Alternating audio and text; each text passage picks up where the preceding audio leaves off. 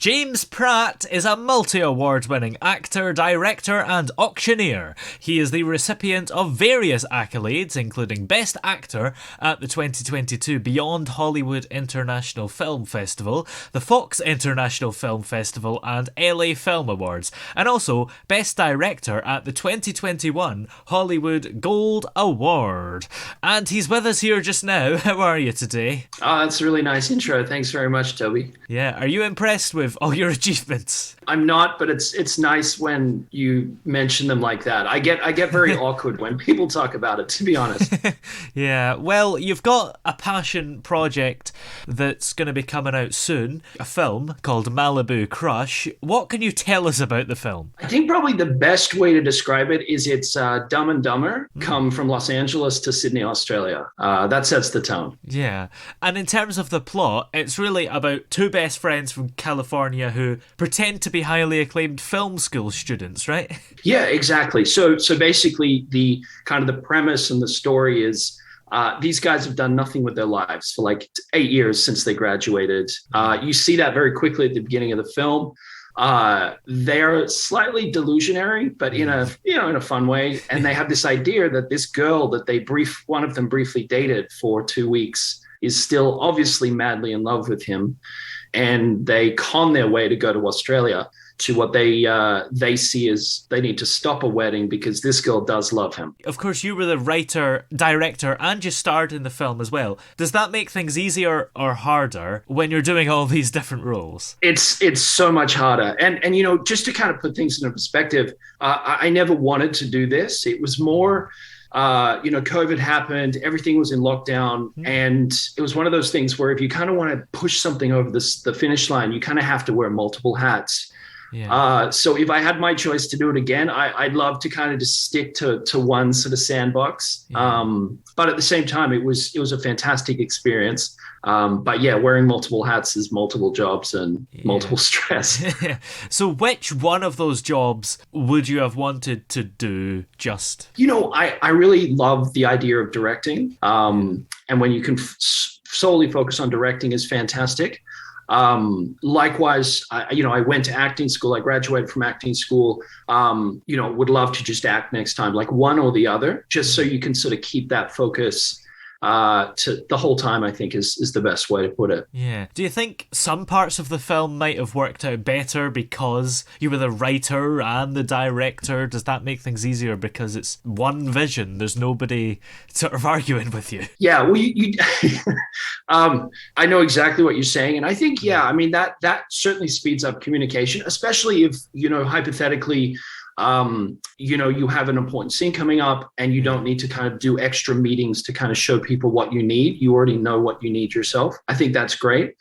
And it does certainly, it makes things easier for rehearsals and communicating with the actors, that's for sure. Yeah. So who else has worked on this film? So there's a great cast and a great crew. I think everybody involved just has their own special elevator pitch. Demetra Seeley, she's from Fast and the Furious 9. Oh. She's a great actress in it. Bella Valentini, she's done 3 feature films. Brittany Hockley, she was the Bachelor runner-up in Australia, and she has her own show on Kiss FM. Really well shot by Connor Jansen. He's a real up-and-coming cinematographer. There's someone I really want to say, Brianna Cook, who's the editor. She definitely is someone that deserves a lot of credit. So if anyone laughs at this film, I think Brianna deserves a lot of credit for the edit that she did, which is really good. And how did you manage to sort of cast these people in the roles? It's kind of like a make the most of the situation sort of story, because we were in lockdown with COVID, and I'm usually based in Los Angeles. I was back in Australia. They closed the border. And that's where it was like, well, if I'm going to be stuck in Australia, let's make a feature film.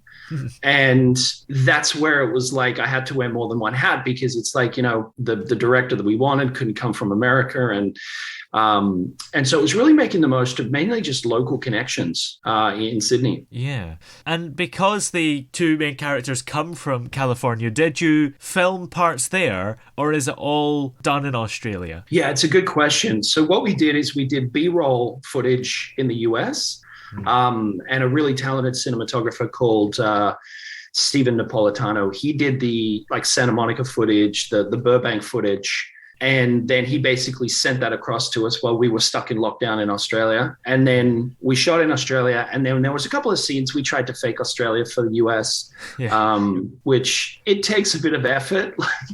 But, it can be done. You just need to find, very similar landscapes and hope no one drives on the other side of the road while you're filming. Oh, yeah. That's the problem, isn't it?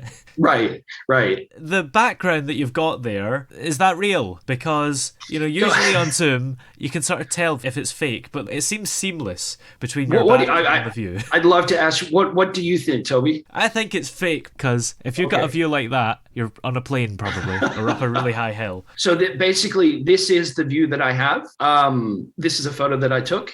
But it's a fake view, because what I found is sometimes when I'm doing Zoom calls, late at night, people seem to think, I want to see a nice picture. So that's why the sky never changes. You don't see any planes fly over as well. Yeah, that's the thing. And the clouds are not moving. Right. Exactly. So what would you say has been your favorite part of working on this film? There's a lot. It's a stupid comedy. Like I said, it's Dumb and Dumber. So there's a lot of scenes where it's just stupid laughter. And I think that was just really fun to shoot.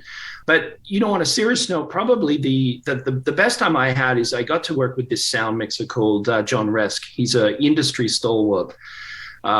He has his own sort of sound studio, and it was just a lovely experience. This guy's made so many feature films, and to kind of get to go into the soundstage every day with him as the director, sit next to him as he mixed the whole film from start to finish. Get his input, have him show what he's done on big feature films.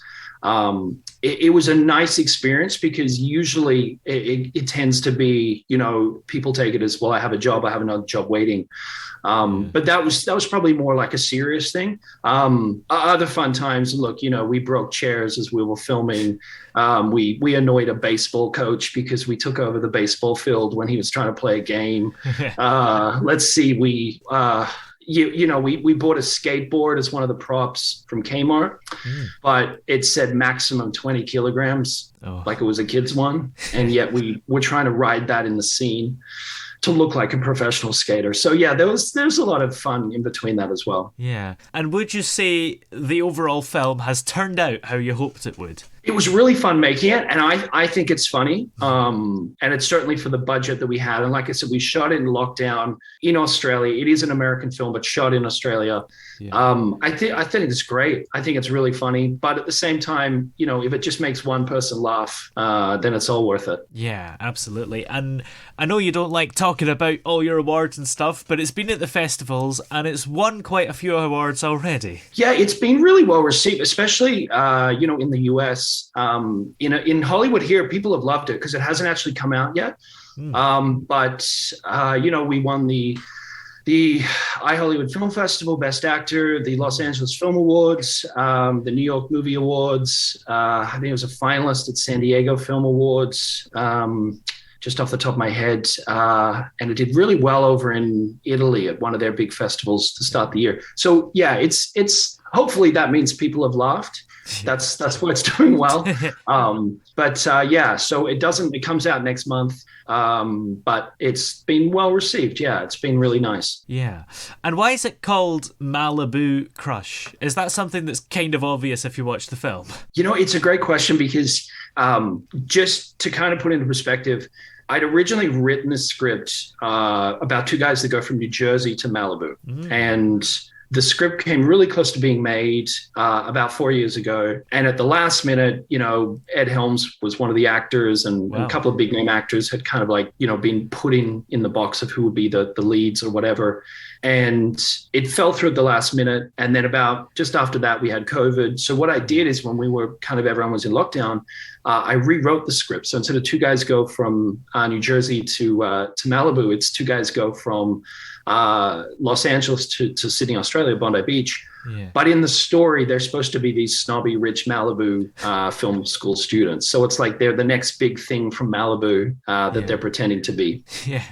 Do you think you will have more films out in the future? Yeah, I mean, I'm just about to start a new one here, which is really exciting. And then in September, I'm shooting a new TV show, which this is kind of like in front of the camera. But my real goal, I'd love to be directing. I've got a passion project that, if all goes to plan, we'll be able to shoot, which I can direct in November, December of this year, which is, set against cornfields, a detective thriller. So a little bit different to comedy. But at the moment, I'm, in front of the camera for the next little while. Yeah, that's exciting. And what can you tell us about your next film, if you're allowed to give such information away? So the one I'm just about to start at the moment, I have a contract where I can't talk about it till the studio releases the marketing. So that's anti-fun. But I can tell you my big passion project at the end of the year.